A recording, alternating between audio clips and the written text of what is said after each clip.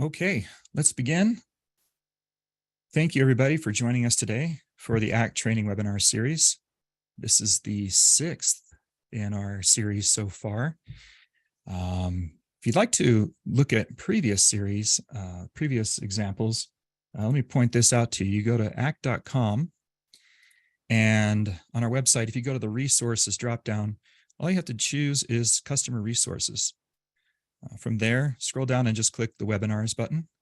And this will take you into each of the previous webinars that we've done in this series. So that question always comes up. And so here's the answer. Here's how you can watch previous webinars that we've done in this series. But for today, we're going to talk about advanced ACT marketing automation tips. For those of you who are new to this series, I usually demo this for half an hour to 45 minutes or so. And then we take some questions and answers after the demo is over. So if you have questions during this session, just find your Q&A panel inside Zoom and just type your question there. We've got Daniel Horn, Andy Wood, I think a few others maybe might be joining us here to help answer some questions on the Q&A panel. So go ahead and ask those whenever they come up, and try to stay on topic, though. We're here to talk about ACT marketing automation. This session is also being recorded. That question comes up every time. So if you're late, if you have to leave early, we will email this recording to you at the email address that you gave us when you registered. Also, when I'm doing my demo, you can follow along with me if you want. It's really kind of difficult to follow along with ACT marketing automation because I have a lot of stuff pre-populated in my database. But again, if you fall behind, don't worry. It's being recorded and you can go back and watch it later. And finally, at the end, we're going to send you a survey. We just want to know what you think about these webinars. If you have any ideas or anything that you'd like to learn more about, that's the place to tell us, because then we can create a webinar to meet that request. So I think I've got all the housekeeping out of the way. Let's begin our webinar for today. Again, I'm going to be doing a live demonstration of ACT marketing automation features, advanced ones, things we haven't covered before. I want to talk about the automation to CRM workflow that happens within ACT marketing automation. We'll talk about A to B testing. This is basically where you can generate 2 versions of an email and then let ACT decide which one is more successful for you going forward. We're going to look at landing pages, and specifically, I've designed a survey from our landing page, and we'll see how that also translates into the CRM workflow. We'll cover asset tracking and asset campaigns, things that you would create to promote an event or a product release, things like that. And finally, we'll look at scoring. You can assign scores when your customers interact with your marketing efforts, and the higher the score they have, you can then focus on the customers that are interacting with you most. My name is Brent Milner. I've lived in Arizona my whole life. I've been working here at ACT for over 17 years now. What I do for this company is I create training videos. I give demonstrations like this one. I train all of our new employees. And when I'm not working here, I live in Flagstaff, Arizona, where we have 4 feet of snow on the ground right now. So that's kind of fun to play with too. So let's start with our first topic today, marketing automation to CRM workflow. What we're going to talk about is how you can use a decision stage within your campaigns to trigger follow-up actions based upon how your customers interacted with an email. Let me show you what I mean by jumping into my virtual machine here, going into ACT.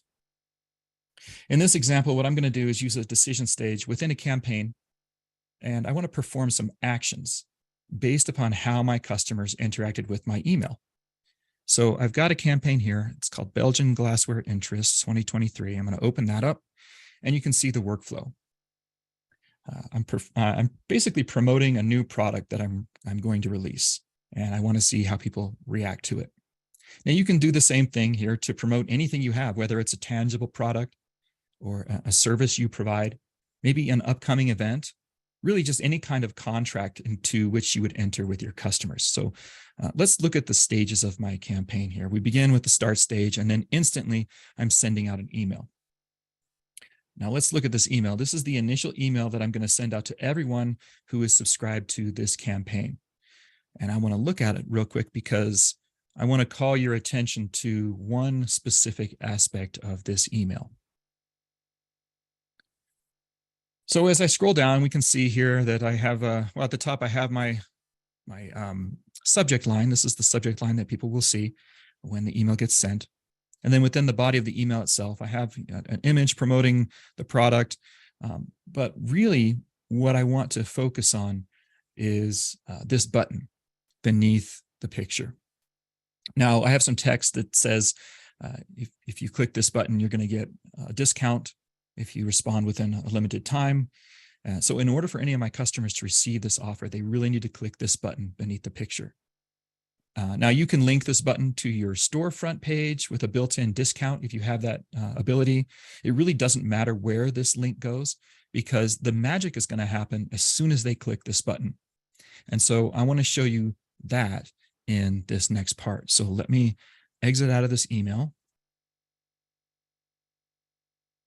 And next, what I want to do is look at the decision stage. Now, decision stages on the workflow appear as orange diamonds. Let's look at what this decision entails. I'm going to click on this decision step. And what I want to do is view the logic or edit the logic that takes place in the decision. Now, I've named this stage, this decision stage, button clicked. And that's just there to remind me what happens in this stage. Down below, I can see the specific action that I created earlier. And this stage basically asks the question, did the customer click the button in my email? And so the answer will either be yes or no. So let's go back to the workflow to see what happens when my customers click the button and when they don't.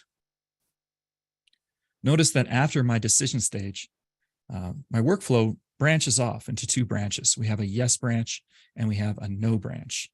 So did any of my email recipients click the button? If they did, then they'll go down the yes branch to the next stage. If they didn't click that button, then they'll go down the no branch to the next stage. And of course, there has to be a time cutoff involved. Otherwise, we'll never really know that they didn't click the button. So there has to be a time limit here. And so looking at the arrow just prior to the decision stage, we can see that I have a time limit here. I've given my customers 7 days to open the email and click the button.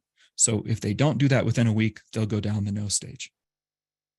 Well, let's look at the yes branch here. I have a stage here called actions. And here, I want to do 3 things. So let's look at the actions that I've set up. I'm going to edit these actions to show them on the screen here. First, I want to create an opportunity record for each contact who clicked that button.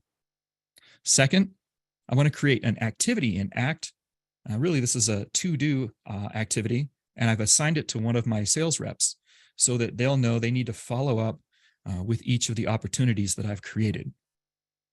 And finally, I want to add each contact who clicked the button to a specific group in my Act database called Belgian Glassware Interests. That just reminds me later on that they have interest in this product. And so I've created a group for potential customers, which I can follow up on later. Like I could use this group in a few months to give them a survey or something else, but I'll leave that for later. I just have a group that's ready for me to utilize whenever I want. So that's it for the yes branch. We're going to return to my workflow. And what if the customer does not click the button in the email? Well, I don't want to just forget about them. So instead, if we follow that no branch, we'll see that I'm sending out a second email, maybe to promote an additional offer or promote that same product in a different way.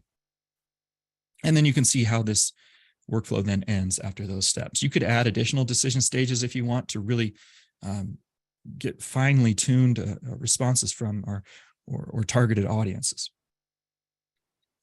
So after the 7 days pass, I can look to see the results of this campaign.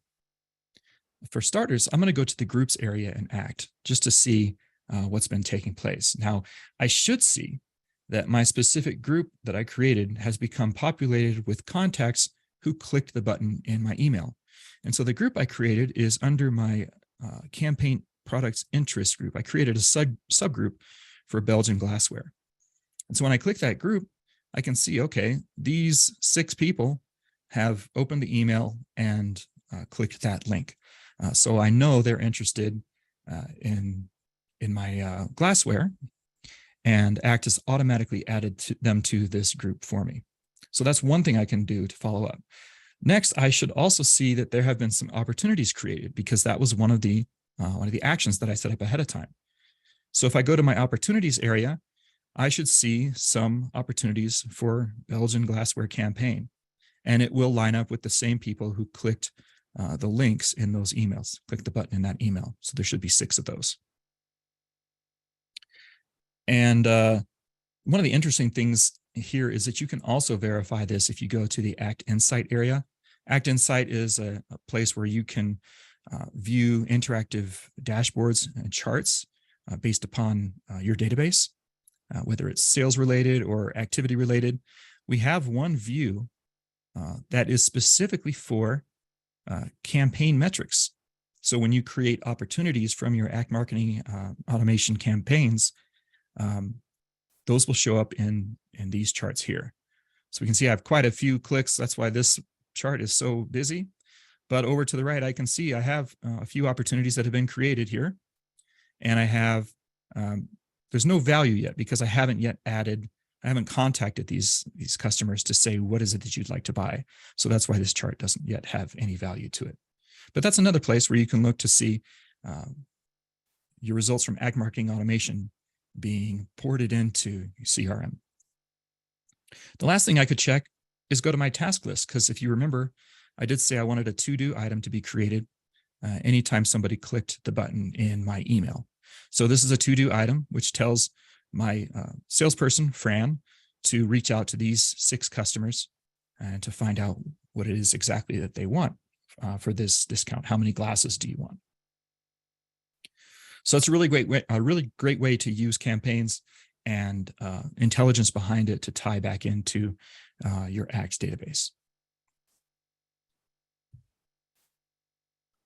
Now, sometimes when you're producing marketing emails or assets, it's tough to decide between 2 versions of the same message. And that's where A to B testing comes in. You can create 2 versions of an email and then release them to smaller, separate portions of your audience.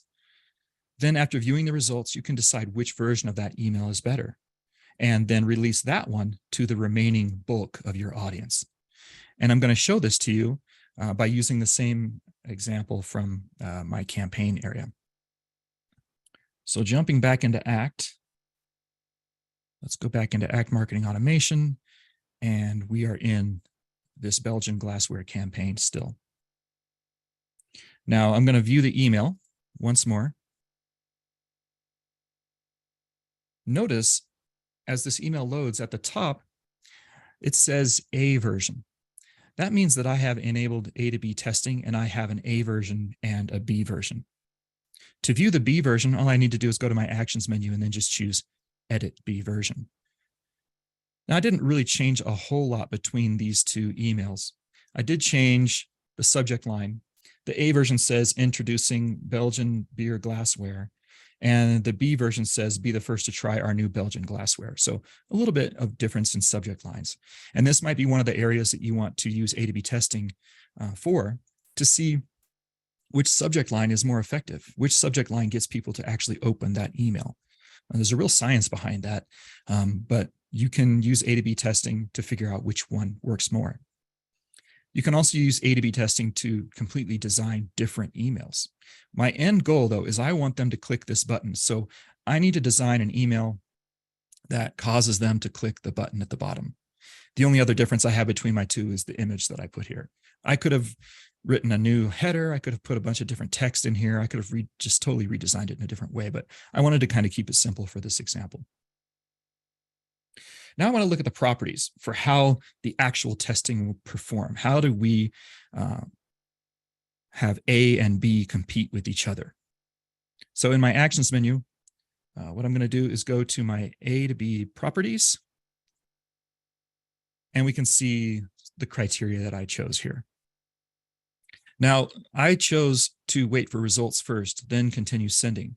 So what this means is that ACT is going to send out each version, A and B, to random people in my group, random people from the audience who are subscribed to this campaign. an equal number to each. So for example, 10 people might get A and 10 people might get B. And then I have a wait time. Now, I waited 6 hours in this campaign, but you're going to want to use a much longer time than that. I suggest maybe using a week, changing this to 7 days, because you want to give your customers enough time to interact with the campaign. And then ACT is going to count which version got more clicks.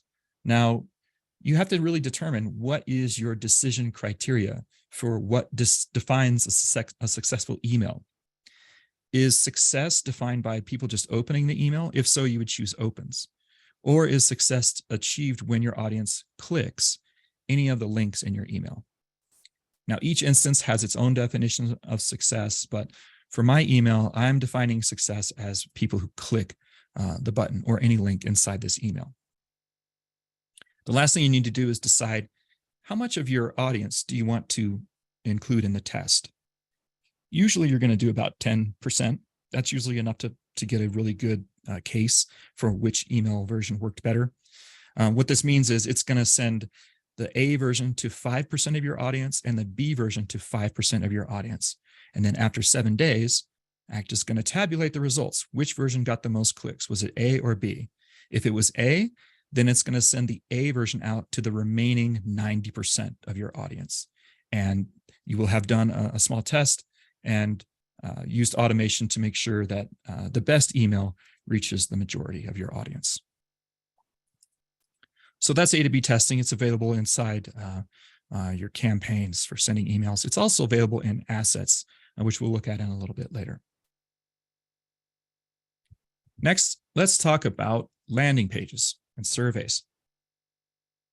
Now, you may already know that you can use a form on a landing page to gather new prospective customers, but you can also use a landing page to create a survey if you want to find out more about your customers or find out about how they perceive your company, or even to create future nurturing campaigns. Surveys are a great tool.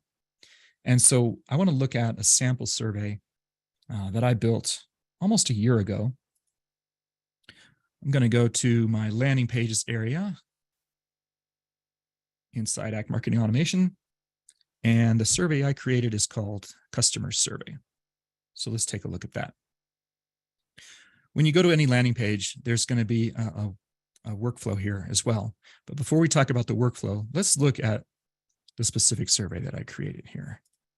I've preloaded it in a window for you. Now here you can see some of the different question types that are available. There's multi-select. There is star ratings. You can even use a single selection drop-down box. Yes or no questions. There's even a form here, or I'm sorry, a memo box here.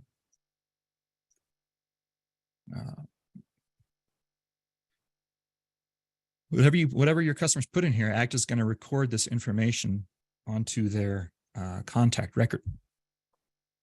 Down at the bottom here, I have a simple checkbox where I want to use this as a way for my customers or potential customers to opt into something. So it's a little box. It says, would you like to receive 10% discount on your next order? If so, check the box and give us your name. Now let's have a look at the layout. We'll come back to this survey, but I want to have a look at the layout that takes place behind the survey itself. So the survey, the form itself exists in this form stage. We can click that and edit the form. And this gives me the layout of my survey. It shows each question and its potential answers. Even the drop-down box here has all the possible answers in it. You can edit each of these. You can move these around by clicking and dragging them. But the one that I'm most in touch with here, the one that I want to put a higher importance on is this button, this checkbox. If they check that, I want some actions to take place behind the scenes. Now, there's also some other things you can do with surveys. When people answer any of these questions, you can map their responses to a specific field in your ACT database for that contact. Let me show you that. I'm going to edit one of these questions. This gives you all the specifics for the question, the question itself, if it's required or not, where it should appear on the page. But the thing I'm most interested in here is map to an ACT field. So when they answer this question, which products have they purchased from us in the past?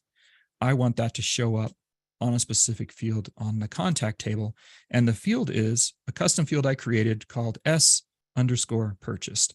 I just named it that. S stands for survey _ purchased. That just reminds me this is what they've purchased in the past. So as people fill out this survey and submit it to me, now I'll be populating their contact record with the results of their survey. And I'll show you that in a little bit. But before we leave here, I want to show you how we can employ an action whenever somebody gives a specific response on one of these questions. For example, if they gave me a rating of at least 4 stars, or if they answered yes on my yes or no question. In this example I mentioned before, I want to perform an action if they check this box saying that they want a 10% discount on their next order. So let's go back to the workflow to see how that works. Now, the way to do this is to create a decision stage. Now, we looked at decision stages in the campaigns area, but you can also add a decision stage to a landing page. And so let's look at the logic here. I'm going to click this decision stage and view the logic. And we can see my condition here, but I'm going to edit that because it looks a little cleaner when I edit it. So the condition type, of course, is going to be the result of a question. And the question is, would you like to receive a 10% discount on your next order? I set the operator to equal to and true. True meaning that they did check the box. So if they check that box and submit, then this will satisfy the decision stage, and we will be sending them down the yes branch on the workflow. So they check the box, it goes down the yes branch. If they don't check the box, it goes up the no branch. And then it looks like we're finished, but we're really not finished. These end stages are important because this is where we can assign actions on the workflow. So an end stage has end actions associated with it. Let's look at the end actions that I've set up for if they check the box and submit the survey to me. I have 2 actions. First, I'm going to create an opportunity that basically says, hey, this person wants a 10% discount. This is an easy sale. Give them a call and close this deal. The second action is a call activity. So for each person who submits the survey, they're going to have an opportunity created, and I'm going to schedule a call activity with one of my sales reps to make sure we call them right away and close this deal today. So now what I'm going to do is finish filling out this survey so that we can see the results of that. So I've checked the box. I'm going to put somebody's name in here and their email address.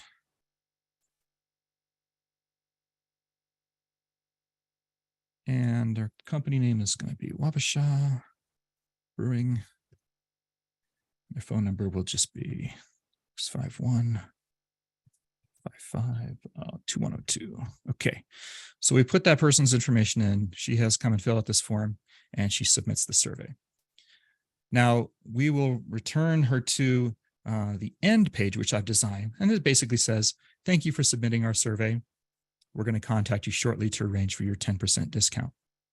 If I go back to my workflow, we'll see that since there are 2 different end stages, I need to create 2 different end pages. So the yes branch is the one where we say we'll contact you to arrange for your discount, but I would need to then design a different one for the no branch. Since they didn't want the discount, I don't even want to mention it there. So in this instance, I just said, thank you for submitting the survey. And you can put whatever you want here. You can design this. There's an HTML option here if you already have a pre-designed page that you want. Or you could even forward them to a different URL. So after submitting the survey, it might take a moment or 2 for ACT to process the survey, create the contact record for the person, and do all the actions that we set it out to do. So let's go into contacts just to see if this person's record has been created for me yet. I'm going to do a quick lookup on first name. Her name was Rachel.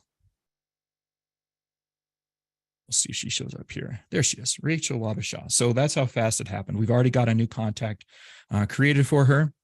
Her company name is there. Her phone number is there. Her email address is there. But there's a few other things that I want to look at. If I go to the activities tab for Rachel, we'll see that ACT has already created a call activity because she submitted the survey for a 10% discount. So I need to call her and follow through with that. That's the first thing. The second thing is an opportunity. I created an opportunity record. Here it is, survey response for 10% discount. Okay, so now it's in my pipeline. I should follow through with that to make sure we close this deal. And finally, if I look at a custom tab that I created called Survey Results, I added all of my survey fields onto this layout so that I could see how each contact responded to my survey. So I can see which product she's purchased in the past, what she's interested in, how she's rated us. Does she want that canning line, and did she request a discount? Even the text that we put in the memo field there shows up here. Now, another thing you could do if you really wanted to extend ACT marketing automation into your CRM is you could create groups for whatever they selected as their interest. So Rachel here selected that she's interested in tap handles. And what I've done ahead of time is I've created a group that says anybody who made that particular selection or has that showing up in that field should be added to one of my survey groups for tap handles interest. And so there's Rachel, because she answered that in the survey. ACT wrote it to that field. And this group says anybody who has tap handles in that specific field, add them to this group. So this is great. I have another group waiting for me sometime down the road. Whenever we decide to move on this product, I already have pre-populated this group with people who are interested in this product. So I have future sales just waiting for me because of a survey I did.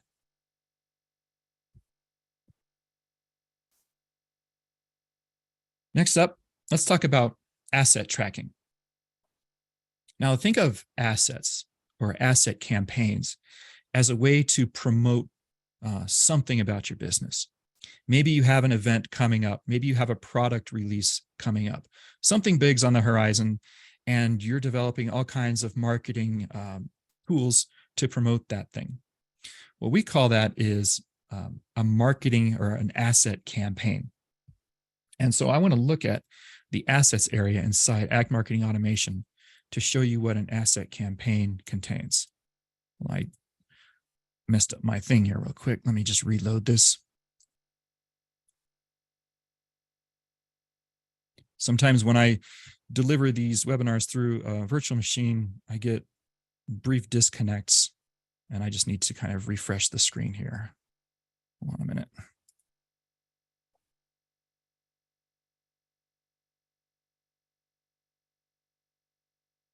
There we go. Okay. If I go to my assets area, we can see a list of all the campaigns that I've created in the past. And I have one that I created in the autumn for a release cycle. So for whatever we were doing in the autumn, we were releasing some products, some services, whatever it might be, and we wanted to promote them with a marketing campaign, with an asset campaign behind it. So the asset campaign is called Autumn Release. And when I edit this campaign, we'll see that I have several different assets created for this campaign.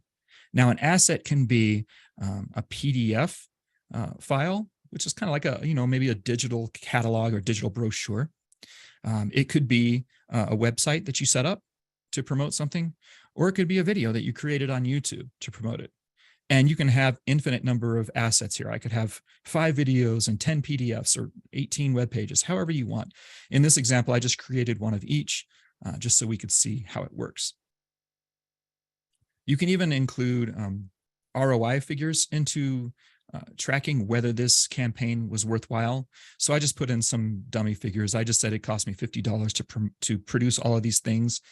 And every time we get a lead or a prospective customer from this, I've just given that a $5 value. So over time, I can decide whether this was worth it or not. Your numbers will be way different from that. Those are just some silly numbers that I put in. So let's look at one of these assets. For example, let me look at, for starters, this PDF asset. What happens is you create a PDF file and you upload it to your campaign.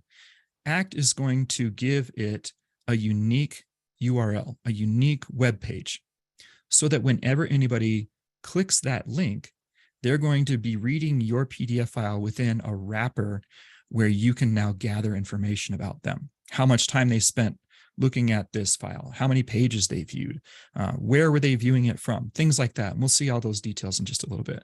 But these are the links that you're going to want to send out to your customer base, whether you post this on your website, social media, whether you put it in an email, a marketing email that goes out. These are the links that you're going to want to share with people to promote your assets.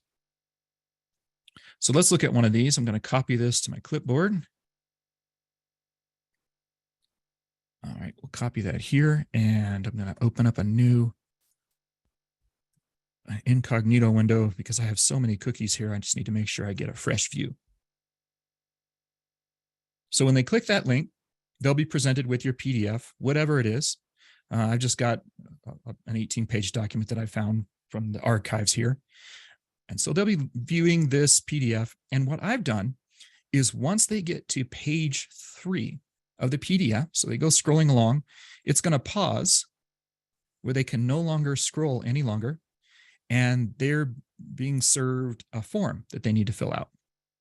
In this instance, the form just says, hey, thanks for your interest in this, whatever it is. Please give us your contact information and we'll do something for you. We'll give you a deal or something. Now, you can design this to where you will allow them to cancel out of this or not. If they cancel out, they'll just continue viewing this PDF, or they can give you their details. Or you can decide not to give them a cancel button where they would have to fill out this form or else close the window. So there's 2 different flavors to producing this form. So I'm going to produce this form. I'm just going to put in some stuff. Jeff Anderson from jeff@jeff.email, Jeff's stuff. And his phone number is 602 or 601 is fine. And some stuff there. Okay.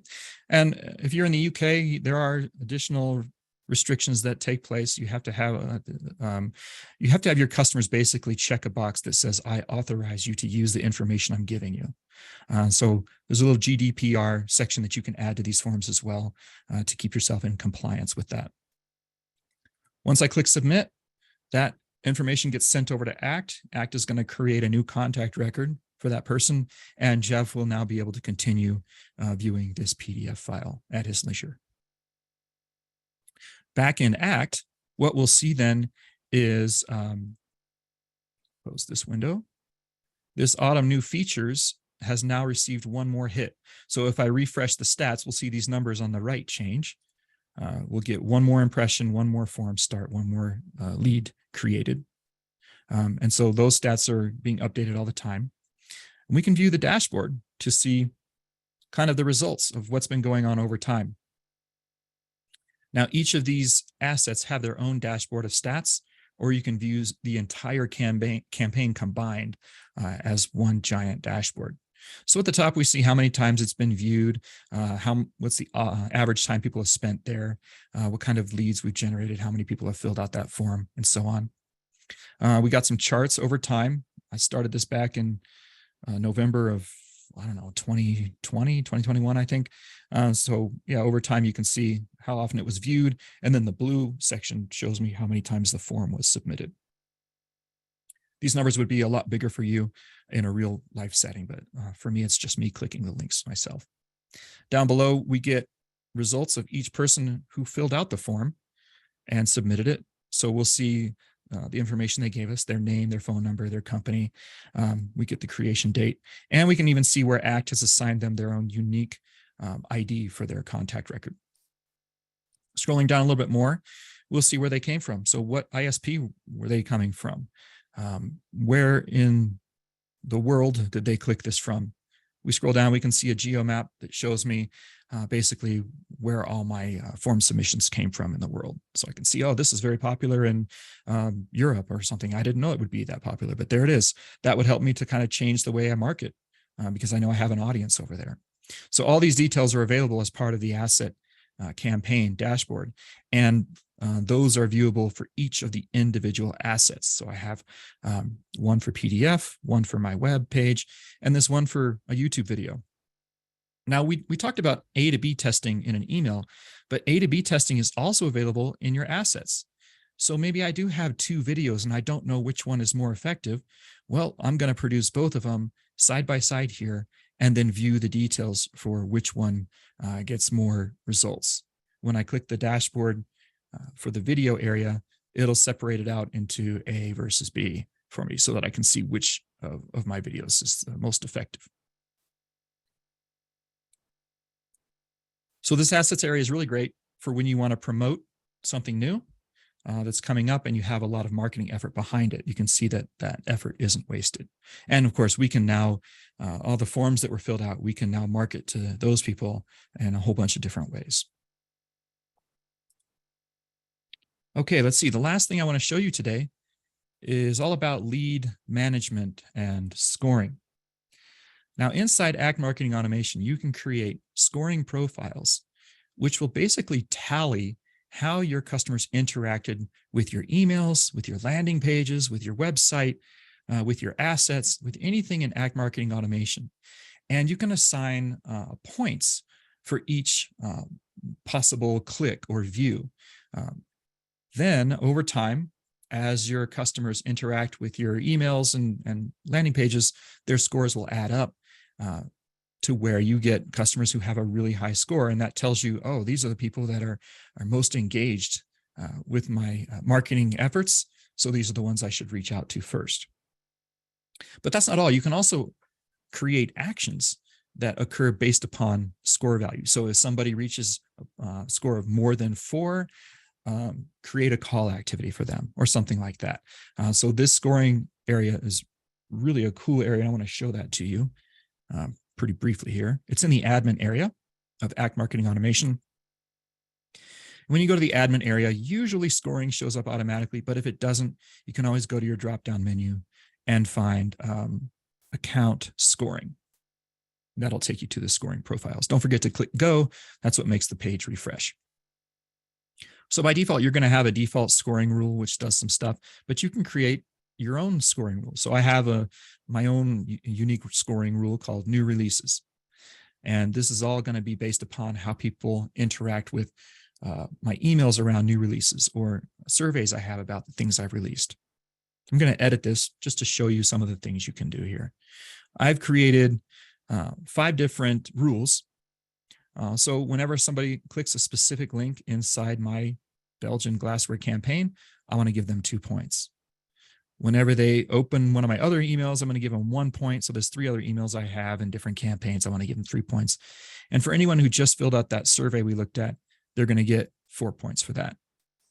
And you can choose whether to make it accumulate or not, meaning if they click that link 10 times, then they're going to get 10 times 2, 20 points. Or if you set it to false, they'll only get the points 1 time.